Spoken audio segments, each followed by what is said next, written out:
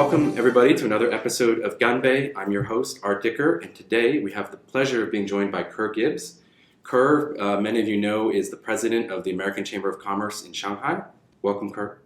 Thank you, Art. It's a pleasure to be here. Yeah, it's a thrill to have you here. And I'm not going to give you too much of a break, and I'm going to jump right into a semi-difficult question. So, you said it recently on an interview at CGTN that we need to accept China as it is. I'm going to paraphrase it. We need to accept China as it is, not how we want it to be on trade policy. And so I may be taking that a bit out of context, so you can explain it to me. Okay. Does that suggest in any way that for U.S. businesses, they should not expect more market access in the future? Well, I hope not. I hope not. I did say that. And I think what I was getting at. I think we would like to keep pushing for more market access. We do think there are additional opportunities here, and we'd like to see China continue to open. And we think that that's actually the best thing for China. It's good for the United States, and more importantly, it's good for the relationship itself. The more we can interact and exchange business opportunities, that's a good thing. Mm.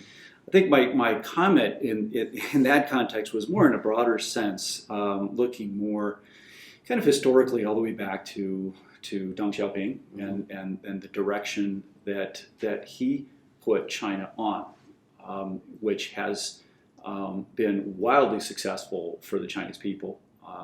The direction that he put China on has created great wealth and opportunity for Chinese people, and it's led to a terrific relationship with the West, where we have great market opportunities here for our businesses. But I think what I was referring to more was the assumptions that many of us had back then was that, and you've heard this before, Art, many times, that the market liberalization would naturally be followed by a political liberalization, right? And frankly, that's so the kind of engagement policy, policy, and there were a lot of assumptions in there, and a fair bit of arrogance, frankly, in those assumptions, which have turned out to be incorrect. Mm-hmm. So that is not the path that China maybe never was. Mm-hmm. So I think we do need to accept that as the reality of the direction that China is heading, and I think we need to plot our course accordingly. And the members need to either adjust their expectations or plan their investment strategy or become more competitive if they need to be, right? And I actually think that the members here in China are way ahead of the game. Mm-hmm. In other words, I think our members, which the overwhelming majority of them are highly successful here in China, and I think it's because they've done exactly that. They've accepted China the way it is. There may be things that drive us completely crazy. We're not going to stop complaining about IP getting ripped off or this or that happening. We're not going to stop whining and complaining about that. But on the whole, we accept China the way it is. Mm. I think the disconnect here is expectations from policymakers in Washington D.C. and our sense is that they're still kind of holding out that, or some within government are still holding out this hope that China would or should or could be persuaded to become more like the United States. Right. And because other countries have, but there's no grounds to assume that the next country will, right? Right. That's right. Other countries have, and they've been successful doing that. China's going to take its own path, and it always has. Yeah. So the idea that the United States can somehow change China either through a trade war or tariffs or just or some other method is not correct. Mm-hmm. Others have tried, and again, this goes deep into Chinese history, and others have tried, and it has always failed. I mean, the reality is that when outsiders interact with China, China changes the outsiders. Outsiders do not change adopts China. them as their own and Exactly. assimilates them. Exactly. You talk to the Mongols about this. You talk to the Manchurians about this. Yuan Dynasty was Chinese, right? Yuan Dynasty. There you go. Yeah. This is the model that goes back thousands of years. And can the United States alter that trajectory? I doubt it. Right.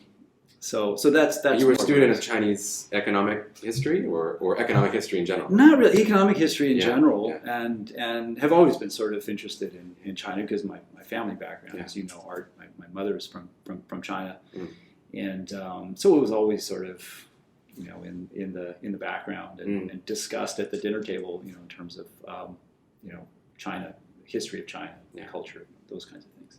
Every year, Amcham surveys its members on what are the top 5 or 10 issues that it's a list of complaints or a list of areas where the members would like to see policy improvements here in China. And oftentimes they're more or less the same issues. Maybe the priority changes a bit. IP protection, just generally kind of regulatory transparency. National treatment, China versus foreign companies getting the same access. What is one policy change here in China that could take place, let's say today, and would have an immediate and the biggest impact on increasing U.S. companies' investment? Sure. Yeah. I mean, you're right. There's a lot of tactical things that American companies are always have at front of mind, and you listed the big ones, IP and these kinds of things. There's a lot of discussion right now about dual circulation and what it means and what's the impact going to be.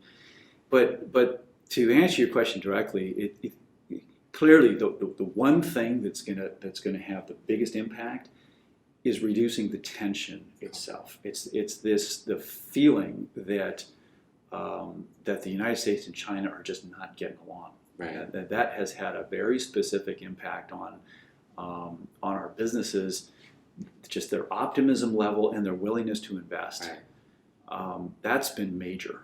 And you're right to point out, our business survey showed that very specifically. Is our last China business report showed that 71% of our members identified the tension as the number one issue. So not any of those other things that you mentioned, not IP, not even unlevel playing field or any of these traditional things that people are accustomed to complaining about.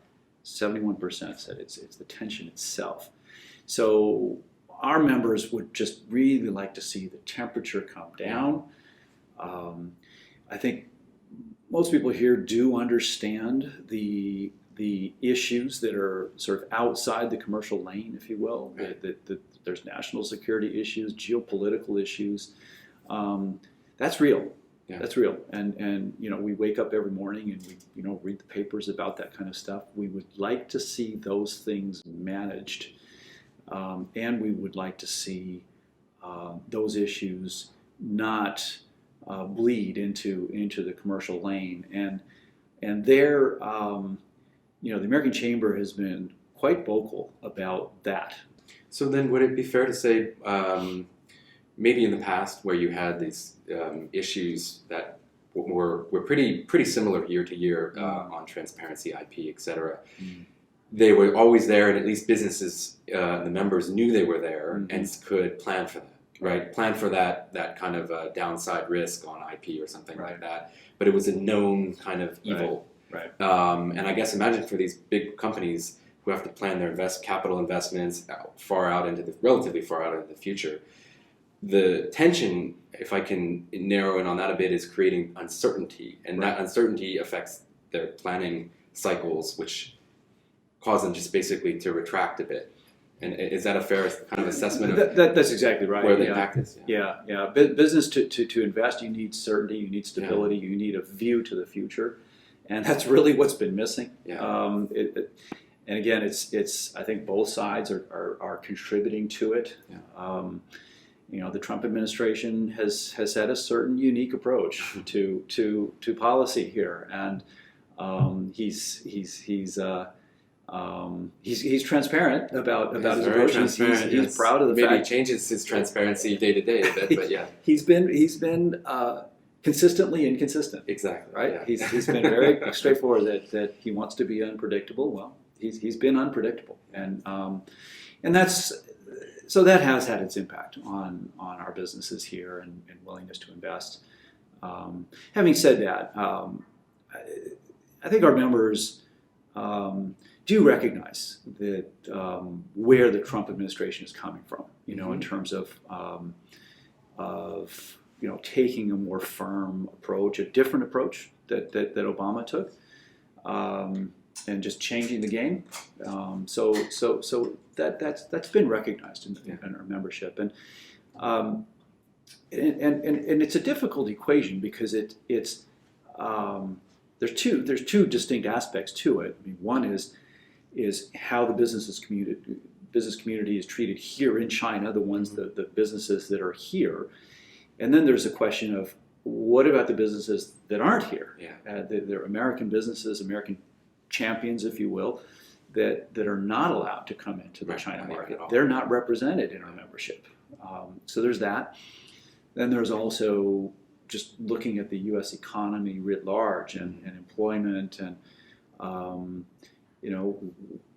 how does this trade relationship translate into American jobs and American benefits? And that's the part of the equation that here at the American Chamber we wrestle with that a lot.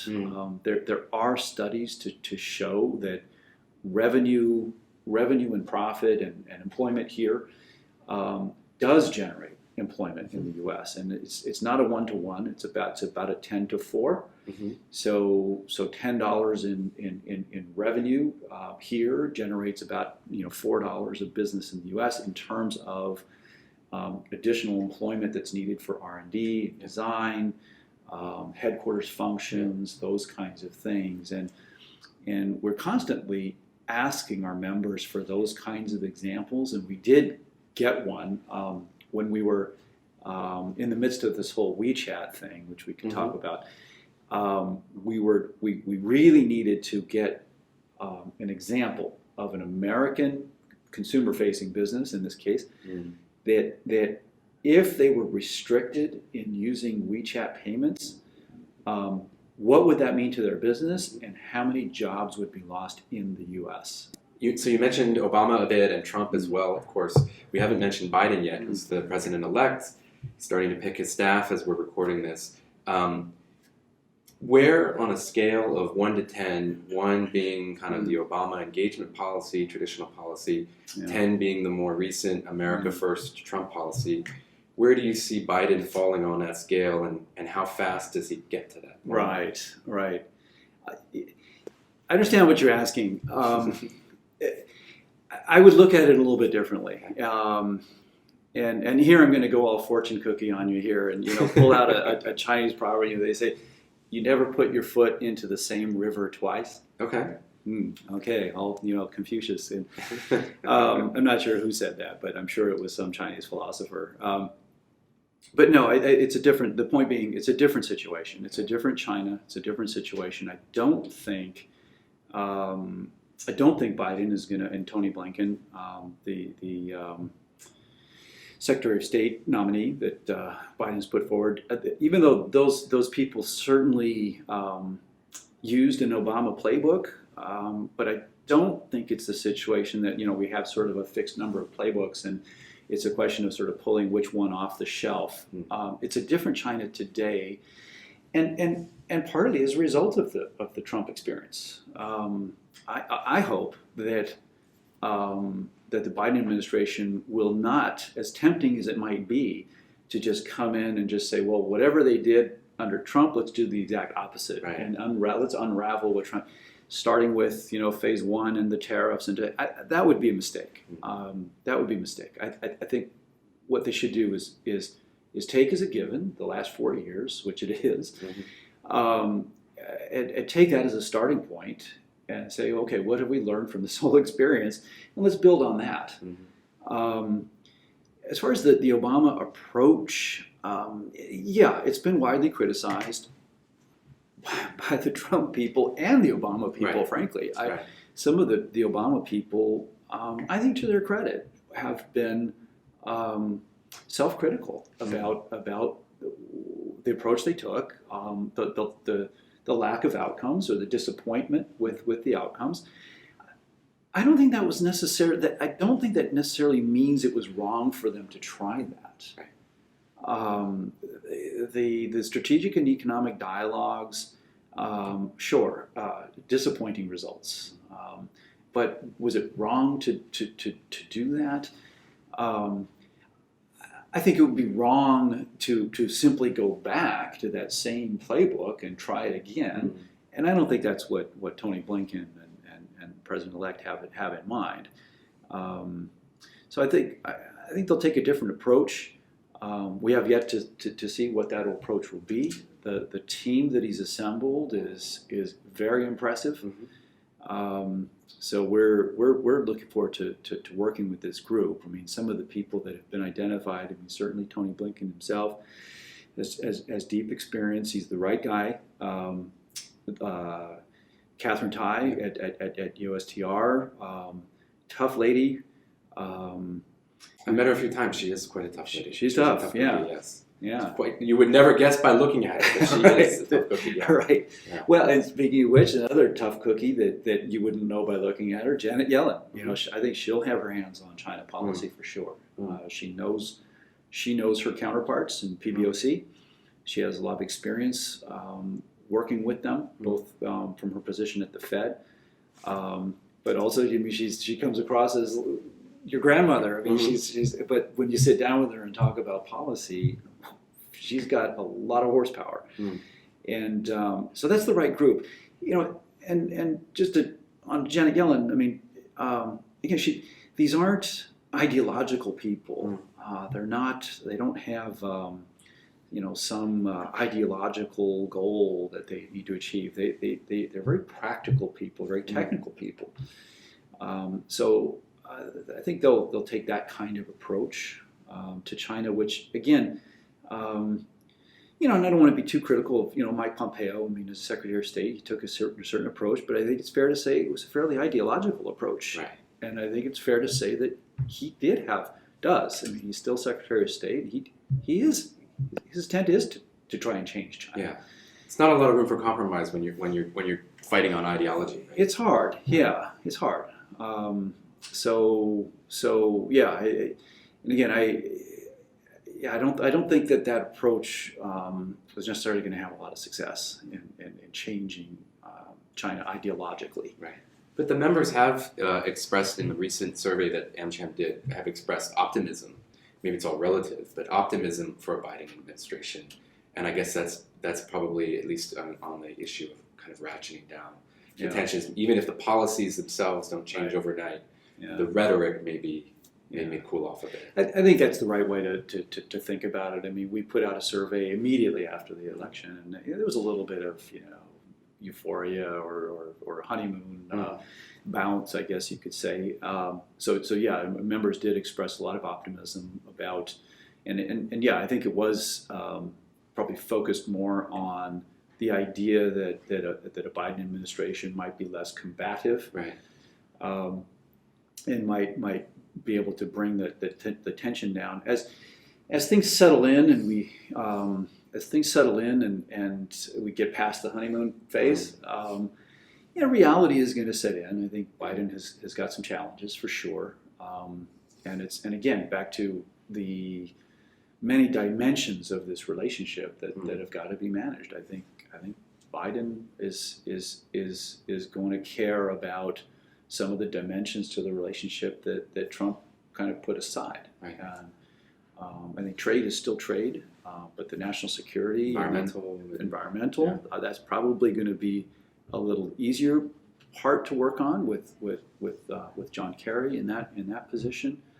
But it's the human rights side, and again, it kind of comes back to philosophically, where is Washington D.C. on these kinds of things, and to what extent are we, or is our policy going to be geared towards changing China versus Dealing with it as it is. Dealing with it as it is, Top. and adjusting our position accordingly. Expectations and willingness to engage in certain areas. So just to focus on the human rights things is like, look, the reality is both countries have got work to do around their human rights, right? I mean, let's talk about the U.S., right? I mean, the way the way African Americans are dealt with in the United States. I mean, it's there's issues, and I think it's fair to call them human rights issues. I don't know what else to call them. Right. But African Americans are like 10 times more likely to be incarcerated in the United States, much more likely to lose their jobs, far more likely to have issues with the police. That's just statistics. So in some of the things that we've seen on video, I don't know what else to call them other than human rights problems, right? Yeah. So, but I think it's fair for any country to say, I'm uncomfortable with what you're doing. But according to what I know, I'm comfortable with that. Therefore, I'm uncomfortable doing something that would be seen as supporting you. So I'm going to stay home. So I'm not going to do this, and that's fair for any country to do that. What gets difficult is the finger wagging and saying, I want to force you to do this or that or the other thing. Having said that, if somebody's got some solutions to our problems in the U.S. and how we resolve these problems, let's hear it. We don't have a monopoly on answers, that's for sure. And which is, again, this is going to be something that the Biden administration is going to have to deal with head on. Yeah. Switching a bit to, if we look at how, and I know this is not a perfect analogy, but how there's been criticism of the U.S. policy the last 4 years being a little too unilateral and not multilateral in its approach. Yeah. Here on the ground in China, I know obviously Amcham is an independent organization, but it plays a similar role in kind of pushing for change on behalf of its members. Sure. How does Amcham coordinate with other chambers to coordinate a message, is there ever any misalignment on what the message should be and the priorities should be on behalf of foreign businesses in China generally? Yeah, that's an interesting question. We do interact quite a lot with the other chambers, the other foreign chambers, particularly I would say the European Union Chamber of Commerce, the German Chamber. These are quite large chambers and represent a large number of businesses. And also have leadership that they hear different things than we do. So we exchange views with them. We've had joint board meetings with them from time to time. Do we coordinate our messages, and do we have occasion to be out of alignment? We don't necessarily coordinate our messages. We are aware of each other's positions on different things.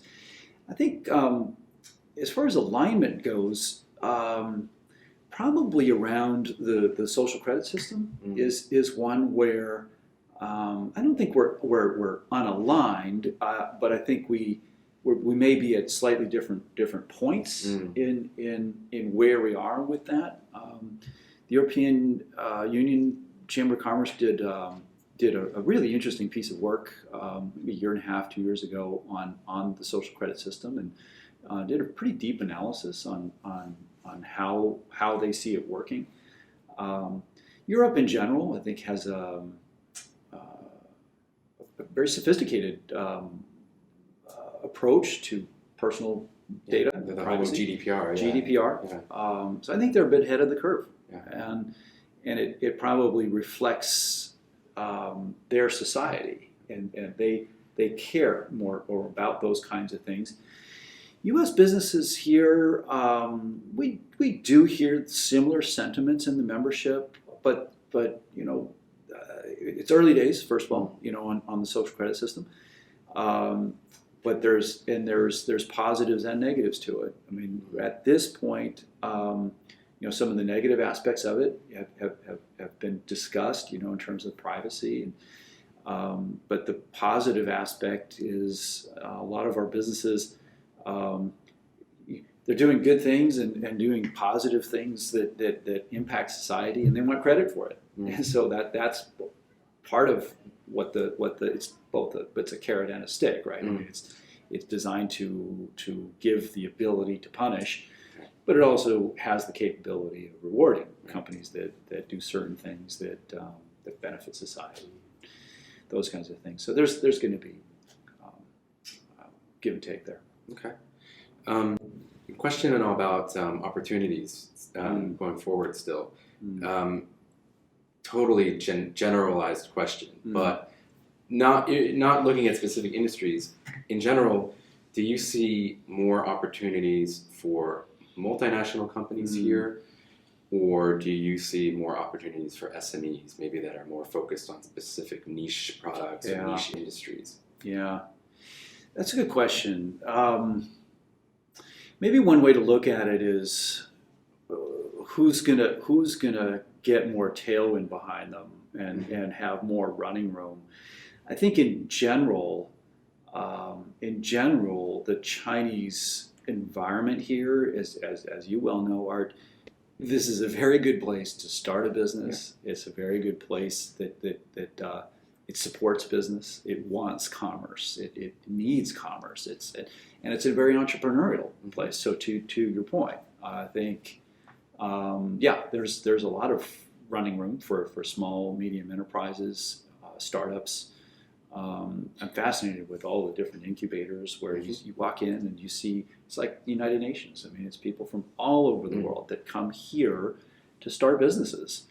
And I'm going to pick on France just a little bit, right? You see a lot of French French anecdotally, people. Anecdotally, why? China is very supportive of entrepreneurs, and France isn't. Sorry, but it is. And that's French people saying that, not us. And that's French people saying that. I don't mean to be critical, but China is a great place to start a business.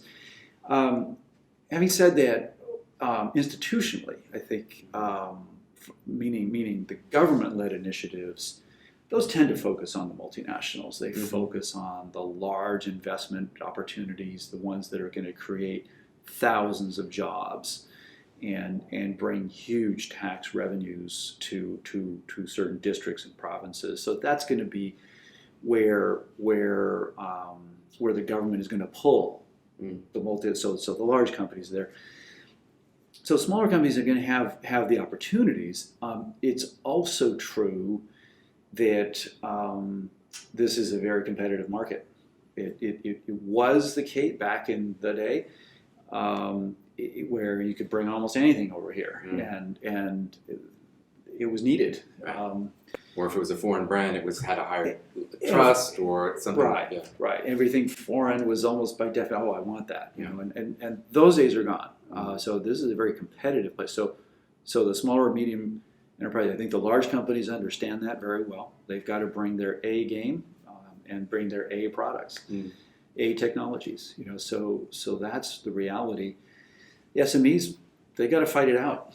They've got to fight it out with all the other SMEs that are domestic, who move fast and have local knowledge, and so it's a competitive market for sure. So take it home with a final question about China obviously is economy-wise is a bright spot, and and a lot of companies, big and small, around the world are looking to China as a place of growth right now, a rare place of growth. Related to that, there was a lot of executives from foreign companies stuck outside of China for a long time for understandable reasons. That's right. But as I understand, Amcham was pretty instrumental in lobbying at different levels of government, including here in Shanghai, to get those executives and their families back into the country. Can you talk a little bit about what that process was like, how it works, who you had to talk to, what the reception was? Sure, you're right. That was an ongoing process that we've been working on since March, when the borders were closed. I think you use the word lobbying.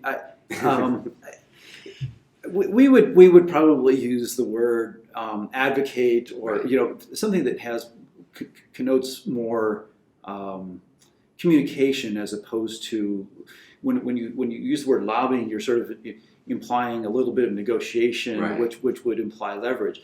Let's be clear, we have no leverage. Fair enough. We have no leverage. What we do have is the ability to communicate with government officials and persuade or encourage them to be transparent, to be transparent and consistent, and remember our interests. And I'll give you one example. As we're talking to them, our Chinese counterparts had a very hard time understanding why it was so important for expats to bring their families back to China. This was a hard one for them, because in the Chinese context, they separate from their families for 6 months, a year at a time. They see their families maybe once a year at Chinese New Year. That's it, right. and that's how they roll. Right. We don't.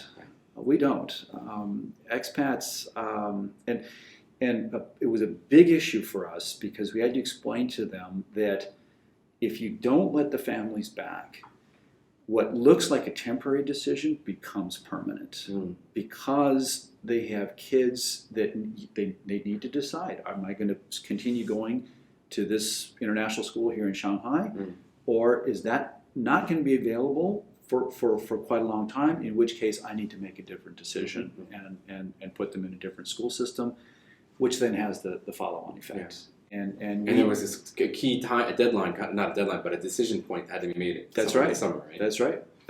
And I'm sorry to say, we lost quite a lot of members that way. I was getting calls every week that from people who said, it was, we weren't planning to leave so early, but and some of our businesses, the relocation companies came up with a new service, which was this remote move. I mean, they were moving people out of apartments and houses remotely, because the family wasn't back, but they wanted to vacate their apartments. And so it was a tough period. But to answer your question, we talked to pretty much everybody who would listen within the Chinese government. I mean, the Waiban, the Foreign Affairs Office, is kind of our first point of contact, right. But then they help us to get to the Health Bureau and to SCOFCOM, the Commerce Commission, and people like that. Also the Shanghai DRC, Fagai Way. And it's issue by issue. If you're talking about quarantines, then it's one thing. If you're talking about flights, then the Shanghai Fagai Way is more, and then CAC itself. So it got complicated, and that was part of the issue, is China's management of this has been confusing at times. Some policies are top down and nationwide. Others are, to your point, the grandmothers, the grandma that leads the Jiwei Hui in our neighborhood. Right. She's got the power Yes. on certain things, and so that's been a complicated equation for us to navigate. But all's well that ends well. We're in a good situation now, and we think that 2021, we're not done here. We've still got to deal with the vaccines. There's still going to be travel restrictions for a while. Yeah. But looking at 2021 overall, we're optimistic. We think in terms of business growth and opportunities, we're optimistic. We think that the economy is quite strong. Certain sectors are still hurt by the restrictions. And the lack of international travel, that's certainly going to continue to hurt certain parts of our membership. But overall, we're looking forward to 2021. Yeah, likewise. It's still, this is a good place to be, and the economy is doing well, and let's have a little optimism too that things will be better next year. Yeah. Thanks, Ker, for joining us. Really, it was a tour de force of a range of issues on market access, on the new administration, etc. So thank you. I think you are one of the few people that could give this kind of a full range discussions. Thanks for being on the show. You're very welcome. I enjoyed our conversation. Yeah, and we have a tradition here on the show because it's called ganbei. We do a little toast. So that's the other point of having the two mugs. Okay. So for the audience, ganbei is a very positive, uplifting. Usually you're closing a deal or you're celebrating some event. So that's what we like to embrace here. Okay, so, I hope you haven't slipped a little baijiu. No, not in the morning. All right. Ganbei. Ganbei. Cheers.